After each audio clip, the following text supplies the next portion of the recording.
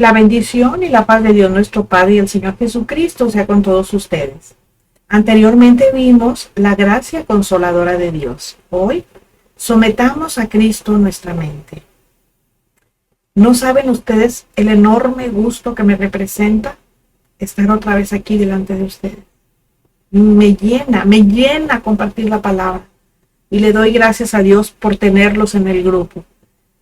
Y yo les voy a agradecer mucho que me regalen un like, porque la verdad es necesario que más personas conozcan de la palabra de Dios. Miren, el tiempo se está llegando, el tiempo se está acortando y los que tienen que ser salvos ya tienen que llegar a los pies del Señor.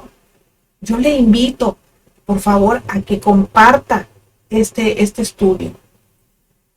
Según a los Corintios 10:5 dice, derribando argumentos y toda altivez que se levanta contra el conocimiento de Dios y llevando cautivo todo pensamiento a la obediencia a Cristo. Este es un texto muy bonito, a mí me gusta mucho, me llena mucho. Porque miren, espiritualmente hay una lucha encarnizada entre Dios, quien desea que sometamos nuestros pensamientos a su voluntad, y Satanás, que literalmente busca controlarnos a través de nuestra mente. ¿Y saben por qué? Porque él sabe perfectamente bien que nuestros pensamientos deciden el curso de nuestra vida. Porque no me va a decir usted que esta mañana se levantó y no pensó antes en cómo se iba a vestir, o no pensó antes qué era lo que iba a hacer, o a dónde iba a ir, o qué iba a comer. O sea, nuestros pensamientos son los que gobiernan nuestras acciones. Y por eso Satanás quiere controlar nuestra mente. Por eso, mire, ante ello, quien se precie de ser un cristiano comprometido, no un creyente, no uno que calienta bancas, no, un cristiano comprometido, debe aprender a pensar bíblicamente. Porque miren, antes de llevar a cabo la acción, como les dije, primero la pensamos. Por eso Dios quiere nuestra mente. Pero su enemigo también la quiere. Dios quiere que alineemos nuestros pensamientos a su voluntad y propósitos para nuestra vida. De hecho, ¿qué dice el primer mandamiento? Amarás al Señor tu Dios con todo tu corazón, con toda tu alma y con toda tu mente. Esto significa que Dios quiere que al adorarlo lo hagamos no a través de las emociones, no a través de los sentimientos, sino a través de nuestra mente. Para ello, nos enseña Romanos 12:1 y 2. Dice, así que hermanos, os ruego por la misericordia de Dios que presenten sus cuerpos en sacrificio vivo, santo, agradable a Dios, que es vuestro culto racional. O sea, es un culto en el que ustedes están pensando, no están aquí como zombies, no, ustedes están pensando, están razonando lo que están haciendo. No se conformen a este siglo, sino transfórmense por medio de la renovación de su entendimiento para que comprueben cuál sea la buena voluntad de Dios, agradable y perfecta. Dios nos ha salvado para que vivamos para Él. Nosotros ya le pertenecemos. Por eso nos llama a que vivamos consagrados a Él y a que tengamos una mente transformada totalmente por su voluntad. Cuando Pablo nos dice así que, Él lo está haciendo después de que ya nos habló del pecado, de todo lo que Dios hizo por nosotros, nos habló de la justificación, nos habló de la santificación, nos habló de un montón de cosas. Y con ello, Él busca que nosotros seamos conscientes de lo que implicó el sacrificio de Cristo para salvarnos. Ya aprendimos en algún estudio anterior que lo que significó para Cristo la salvación, porque nosotros decimos, ay, es que Cristo Dios murió en la cruz por nosotros. Sí, pero para Él implicó dar su vida. Sí, Él dio su vida por nosotros, a cambio nuestro, para salvarnos. Y el texto luego nos dice, les ruego por las misericordias de Dios. Y la idea que se nos da es que nosotros debemos seguir consagrándonos a Dios. Y esto es muy importante, porque el mundo pagano, el mundo impío, trata de agradarse a sí mismo y a los dioses que ha creado en su imaginación. A veces los vemos con una mantilla en la cabeza de color celeste, otra de color blanco, otra rosa, a veces con una túnica o un hábito blanco, a veces con... O sea, así, ellos se los han creado así en su imaginación. Pero los cristianos buscamos obedecer el llamado del Dios verdadero a que vivamos nuestra vida verdaderamente consagrada a Él. A que transformemos totalmente nuestra forma de pensar, a que disfrutemos y nos deleitemos en su voluntad. Eso es presentando nuestros cuerpos en sacrificio vivo, santo. Ustedes se acuerdan que en el Antiguo Testamento el sacrificio estaba muerto. Acuérdense que mataban ahí los carneros, los corderos, ¿sí se acuerdan? Aquí no, aquí nuestro cuerpo está vivo, es santo. ¿Por qué? Porque está apartado del mundo. Y eso agrada a Dios, y eso es mostrar un culto racional a Él. Y Pablo nos dice que el sacrificio que debemos de presentar ahora ya no es un sacrificio de un animal muerto. Ahora es nuestro cuerpo, siendo conscientes que adoramos a un Dios vivo y verdadero. Y nos dice en 1 Corintios 6:20, dice, porque ustedes han sido comprados por precio. Ese comprados por precio significa, ustedes han sido comprados por la sangre de Cristo. Glorifiquen pues a Dios en su cuerpo. ¿Qué nos quiere decir?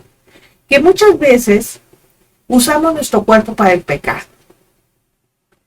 Y no me van a dejar mentir. Pero mira, a veces se usa la lengua para los chismes, para difamar, para ofender al prójimo.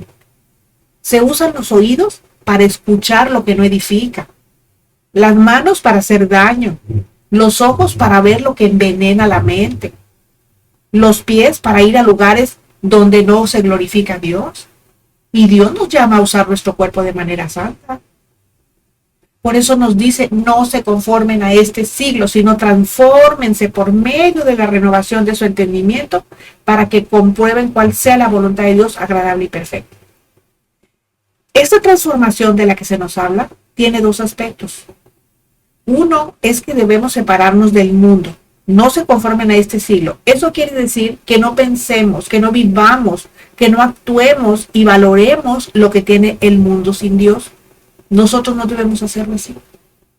Podemos llamarlo, digamos, la mentalidad del mundo, los valores del mundo, la forma de pensar del mundo que no obedece la palabra de Dios. O sea, porque es un mundo que no busca ser gobernado por Dios. Ese es el siglo del que Pablo nos dice, no se conformen, es decir, no nos amoldemos. No hagan lo mismo que el mundo hace. Si usted tiene una amiga, un amigo que anda en cosas que no glorifican a Dios, usted sabe que lo debe de glorificar. Entonces, ¿qué tiene que hacer?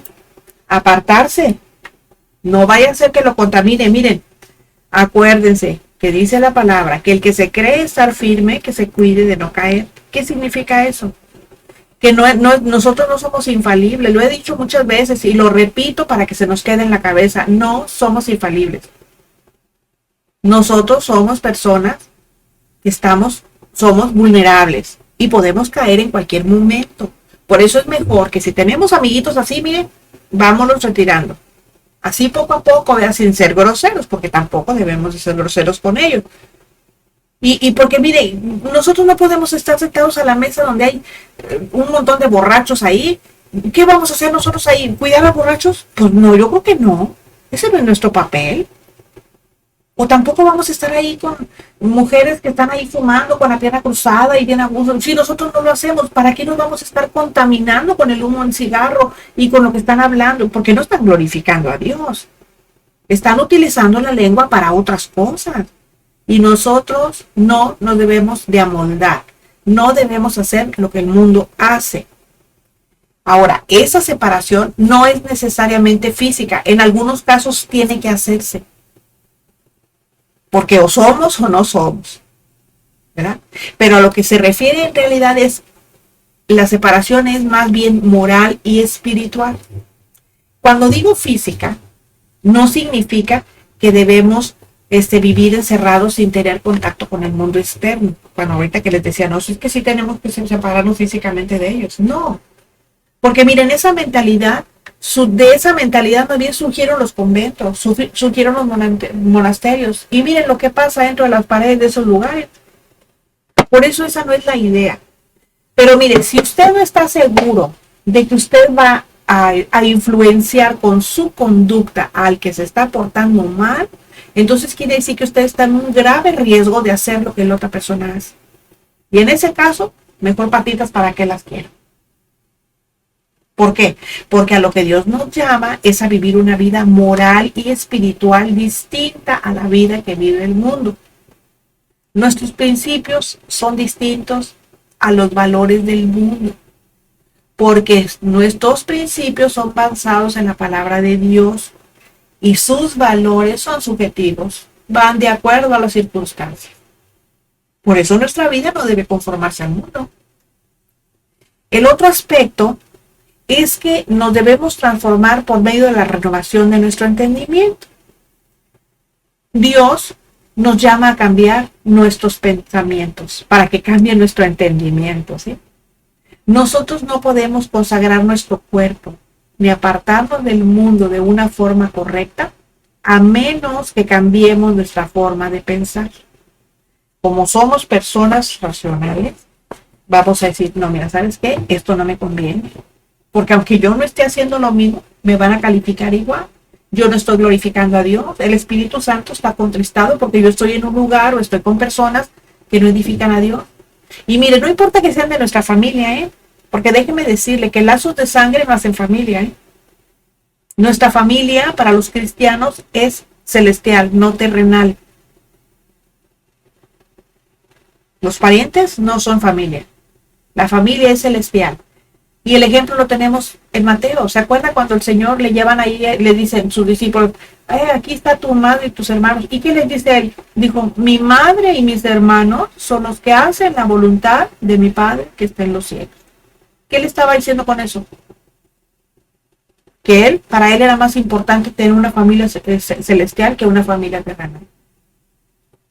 Entonces, ¿qué tiene que pasar en nuestra mente? Tiene que haber una metamorfosis intelectual. ¿Qué es eso?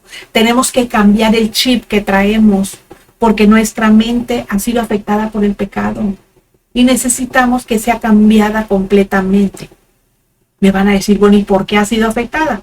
Pues porque la forma de pensar va a controlar lo que nosotros hagamos. Nuestra mente, miren, fue formada por nuestra familia, por nuestro entorno, por la educación que recibimos, por nuestras amigas, por el ambiente en el que nos desenvolvemos.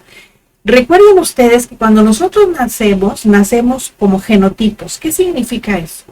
Que nosotros tenemos características de nuestros padres o de nuestros abuelos o de nuestros familiares, ¿sí?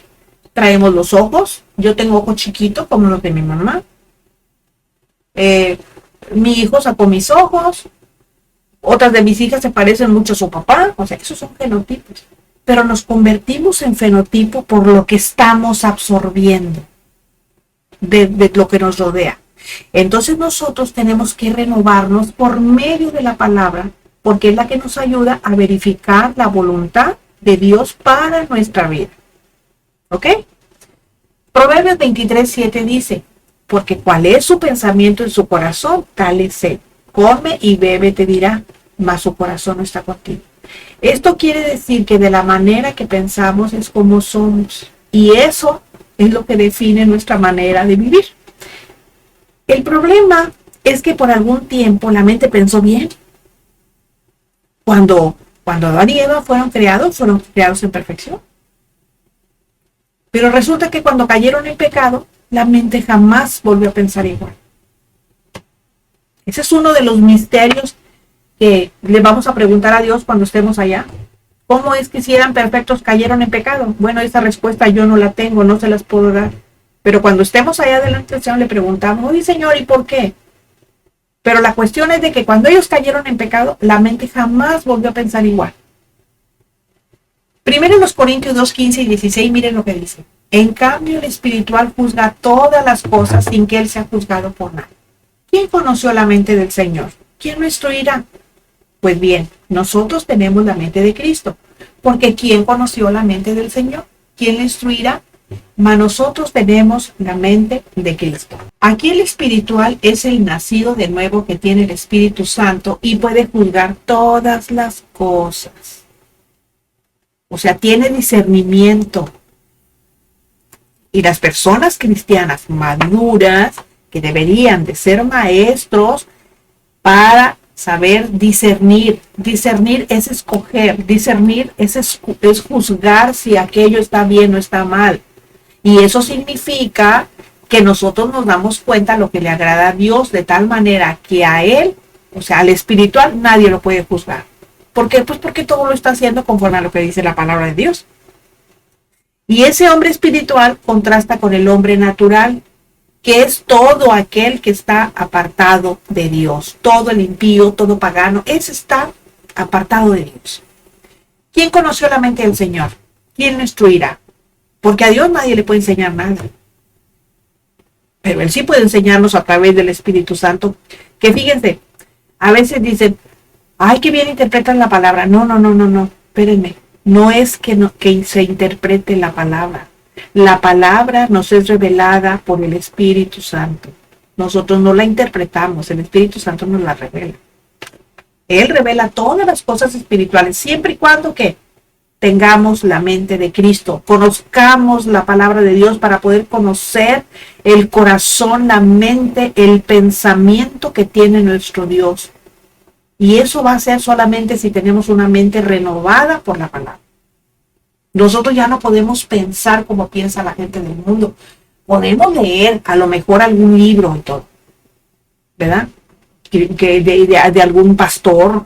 Yo casi no leo libros de esos, pero se puede leer, pero siempre y cuando se tenga la madurez para poder discernir si aquello que nos están diciendo, porque acuérdense que eso nada más es pensamiento de una persona, lo que a él se le dijo, pero no significa que para todos sea lo mismo.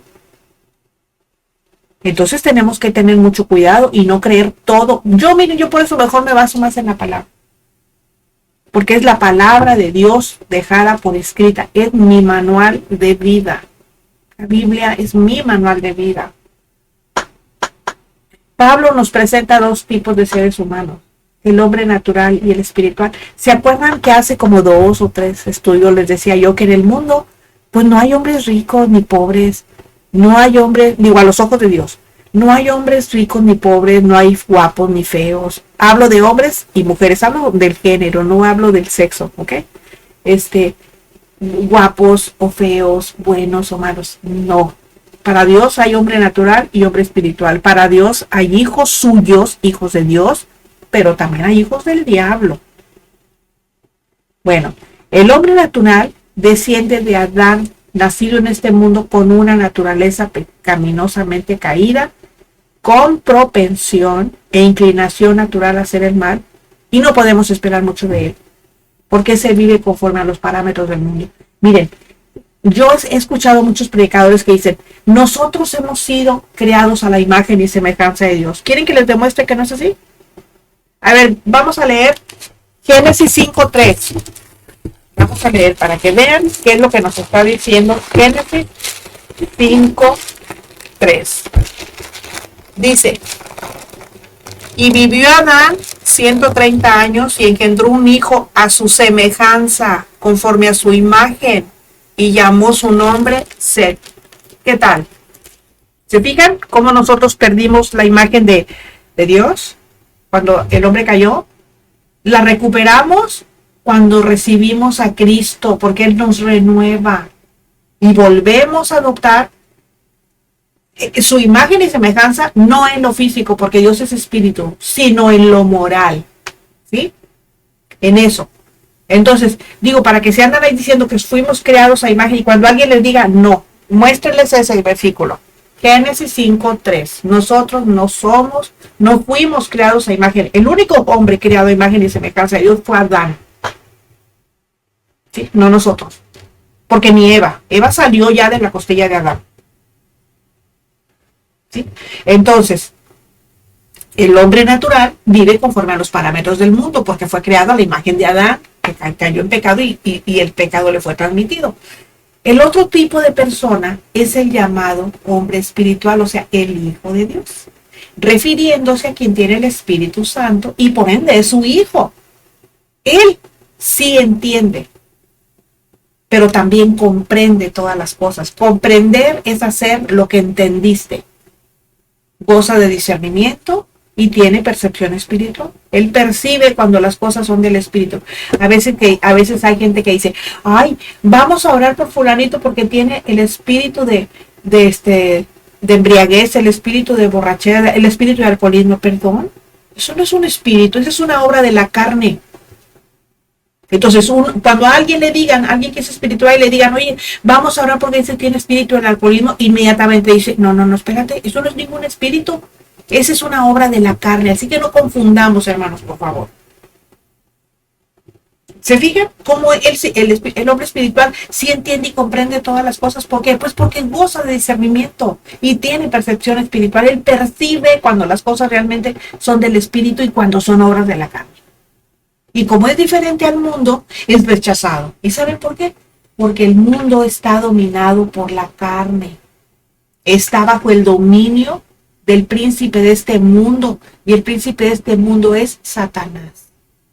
Miren, Juan 8, 41a y 42a dice, es Jesucristo hablándoles a los fariseos que estaban ahí, dice, ustedes hacen las obras de su padre.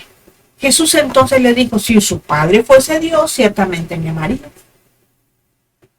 Aquí cabe recordar lo que ya les dije ahorita. En este planeta no hay hombres ricos o pobres, buenos o malos, guapos o feos. Aquí solo hay hijos de Dios que aman a Cristo y lo obedecen, e hijos del diablo que obran como Él. Los hijos de Dios, ¿qué tienen? La mente de Cristo. ¿Y los hijos del diablo qué tienen? Pues piensan como su padre el diablo. Eso hay que entenderlo. Y hay que aceptarlo, nos guste o no, así es. Por eso los cristianos somos como islitas, ¿sí? Un cristiano aquí, a veces nos preguntamos, oye, ¿dónde están los cristianos? Resulta que ahora alguien que recibe a Cristo, que porque es algo, se suelta, brinque, gritando, perdónenme, pero ningún apóstol hizo eso cuando el Señor los llamó. Ninguno de sus discípulos cuando le dijo a Pedro, ven, sígueme. Pedro no se soltó ahí gritando, brincando como loco. Y que me perdonen los dementes. No se soltó gritando, él lo siguió al Señor, tranquilo y en paz. No andar haciendo ahí escándalos y que tirándose en el piso y que revolcándose y que gritando y que... eso no es de Dios. ¿Quién dijo eso? Tampoco eso andarse cayendo. Si tú te vas a caer a los pies de Cristo, de rodillas, pero no te vas a caer así como desmayado y que pierdes el sentido y que no sé qué, solo porque alguien te empuja, porque ni siquiera te toca, te empujan. No, hermanos, por favor, miren, no es momento de estar nosotros ya solapando todas esas cosas. Tenemos que hablar las cosas como son. Y al que le guste, pues qué bueno, y al que no le guste, eso no cambia en nada las cosas. Dice según a los Corintios 3:14 que el entendimiento de ellos se embotó, dice, porque hasta el día de hoy, cuando leen el antiguo pacto, les queda el mismo velo no descubierto, el cual por Cristo es quitado. O sea, eso es lo que está pasando ahorita con muchos judíos, que ellos siguen con el antiguo pacto, con el pacto de la ley, y siguen todavía haciendo todo lo que dice la ley ahí mosaica. ¿Por qué? Porque el velo no les ha sido descubierto, pero ese velo ya fue quitado por Cristo. Después de la caída, la mente y el entendimiento de las personas han sido cegados, endurecidos y no son receptivos a las verdades de Dios. ¿Por qué? Pues porque no quieren, ellos siguen embotados, creyendo lo que han creído siempre. No saben que los caminos humanos llevan a la perdición del alma. Expresan el fracaso de los esfuerzos humanos para llegar a Dios. Y además, ¿saben qué? Siguen siendo presas de su autodestrucción. Son llevados a la autodestrucción. Porque nadie, por muchas cosas buenas que haga, va a llegar a ser salvo. La salvación solamente se obtiene por Cristo. Y solo queda un camino. El mismo Señor Jesucristo lo señaló cuando dijo en Juan 14:6, yo soy el camino y la verdad y la vida, y nadie viene al Padre si no es por mí. ¿Eso qué quiere decir? Pues que solo por medio de Él, por medio de Jesús, se puede llegar a Dios. Cristo es el único camino que se nos abrió a través del sacrificio de su propia vida. Por eso ahora nosotros podemos pensar mejor, porque ahora ¿qué? Ahora tenemos la mente de Cristo. Y mientras más bíblicamente pensemos, más nos estaremos conformando a su mente. Porque después de la caída, como ya lo vimos, la mente se endureció y muchas personas siguen endurecidas. Es más, ¿saben qué dice ahí en Tesalonicenses? Que el Señor les envía un espíritu de, ¿cómo se llama? De entenebrecimiento por cuanto no creyeron en la verdad. Y les digo algo, que nadie va a ser juzgado por haber creído una mentira. ¿Saben por qué van a ser juzgados? Por no haber creído a la verdad. Por eso cuando nosotros llegamos a los pies de Cristo, Dios nos comienza a hacer más receptivos a lo espiritual. Dice Efesios 4:17, esto pues digo y requiero en el Señor, que ya no anden como los otros gentiles que andan en la vanidad de su mente. Ustedes saben que los gentiles son aquellos que no son judíos, ¿eh? Vanidad, miren, como dice aquí, no es solo que vaguemos sin propósito alguno. Es también que vivamos vacíos y que no tengamos ningún sentido. Antes de venir a los pies de Cristo, pensábamos como queríamos. Y ese vacío y sin sentido todavía existe en las mentes que están siendo redimidas, o sea, de muchos que ya hemos sido redimidos, en muchos aún existe eso. Y lo podemos ver en personas que aunque conocen de Dios y su palabra, continúan en proceso de santificación. Por eso a veces cuando les escuchamos hablar, decimos, híjole, son como las carretas vacías, hacen mucho ruido, pero están vacíos y su manera de pensar es necia.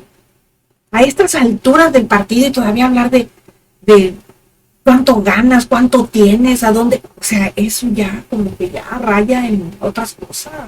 Ya ahorita ya no es eso, ahorita ya es estar a cuentas con Dios, estar pensando en ponernos a cuentas con Dios, de veras, porque no sabemos en qué momento el Señor suene la trompeta y nos vayamos.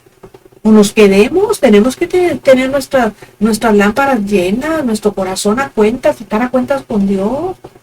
Por eso todas las noches, Señor, te entrego mi día, ¿sabes qué? Perdona todo lo malo que yo haya hecho, que ni siquiera me he dado cuenta, pero que te ofendió, Señor, porque yo no sé si en la noche vengas y en sueños me lleves. Entonces tenemos que estar a cuentas con el Señor. ¿Por qué? ¿Saben por qué? Porque los cristianos de verdad comprometidos no deberíamos de andar en vanidad teniendo el entendimiento entenebrecido. Pues porque nuestra mente ya pasó de ser una mente carnal a una mente espiritual. Nosotros ya no debemos de disfrutar pensar en las cosas que satisfacen nuestras carnes. En otras palabras, mire, Dios, por medio de la renovación de nuestro espíritu, como dice el texto de Romanos, ordena nuestra vida y la transforma en una vida agradable para Él y en una vida de bendición para nosotros. Nosotros vamos a salir ganando porque lo agradamos a Él, lo glorificamos a Él y además somos bendecidos por eso. Pero esa renovación solo viene ¿cuándo? Pues por el estudio consciente, dedicado, arduo y consistente de la Escritura. ¿Por qué viene? ¿Por qué más viene? Por el estudio de buenos libros que nos ayuden a entender la palabra de Dios. ¿Por qué más? Pues por la constante meditación de la palabra, cuando evaluamos nuestros pensamientos a la luz de la Biblia, porque nosotros no los vamos a poder evaluar correctamente a menos que conozcamos y escudriñemos la palabra de Dios. Y tampoco viene a menos que reconozcamos que la Biblia es la palabra de Dios escrita y que debemos someternos en alma y corazón a su autoridad. Miren, hace días yo platicaba con una hermana y platicamos así de la palabra y todo. Y entonces yo mencionaba 1 de Pedro 3:15. Ahí dice 1 de Pedro 3:15 de que nosotros debemos de estar listos, preparados para presentar defensa. Miren, esa es la primera regla de la apologética. Que nosotros tenemos que estar listos, preparados para presentar defensa contra todo aquello que se levante en contra de la palabra de Dios. No, la Biblia no necesita que la defendamos, pero sus verdades sí. Entonces, cuando alguien viene y nos dice algo que está mal, ok, si tú me vas a hablar con la palabra, yo te voy a refutar con la palabra. Si tú no me hablas con la palabra, como quiera, yo te voy a refutar con la palabra. Porque nosotros nos guiamos por la palabra, ya no nos guiamos por lo que nosotros pensamos, sentimos, creemos o decimos. Ya no, nosotros nos guiamos por lo que nos dice la palabra de Dios. Solamente así vamos a poder comprobar cuál sea la buena voluntad de Dios agradable y perfecta de la que nos habla Romanos 12:2. ¿Por qué? Porque estamos seguros que nuestra mente ha sido cambiada de acuerdo a su palabra para decir verdaderamente que la voluntad de Dios es agradable, es buena, es perfecta. Y no tenemos nada más que buscar en otro lado. Eso es lo que necesitamos. Y eso es lo que necesita el mundo sin Dios, pero no lo sabe.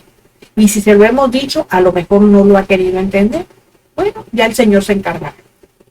Así que si de verdad anhelamos mantenernos en el camino correcto, alineemos nuestra mente y pensamientos a la voluntad de Dios. Oremos pidiéndole que nos ayude a manifestarnos fieles, a mantenernos fieles a Él, y que el Espíritu Santo nos dé entendimiento y valor para obedecer su palabra. Porque miren, todo redunda en la obediencia. En las 7 dispensaciones en las que está escrita la Biblia, la palabra más importante es obediencia. Obediencia. Y nosotros necesitamos ser obedientes. Nosotros tenemos que obedecer al Dios que nos ve, no a las personas que nos ven a nosotros, no, al que nos ve pero que nosotros no vemos. Y usted crea por lo que lee su propia Biblia, no sea perezoso, no sea negligente, investigue, estudie, escudriñe y medite en la Escritura. No sabe la bendición que es cuando uno medita en la Escritura. No se quede solo con lo que aquí se le enseña, eso es ser irresponsable. Y como se lo digo, se lo he dicho ya, es con mucho cariño y es con el afán de que usted crezca y conozca más. Si escuchó hasta este punto, significa que está interesado en conocer más acerca del Dios en quien ha puesto su fe. Si le edificó, regáleme un like para que YouTube dé a conocer esta reflexión y más personas lo escuchen. Lo espero la próxima semana cuando volveremos a encontrarnos en nuestro jueves de estudio. Dios nos bendiga.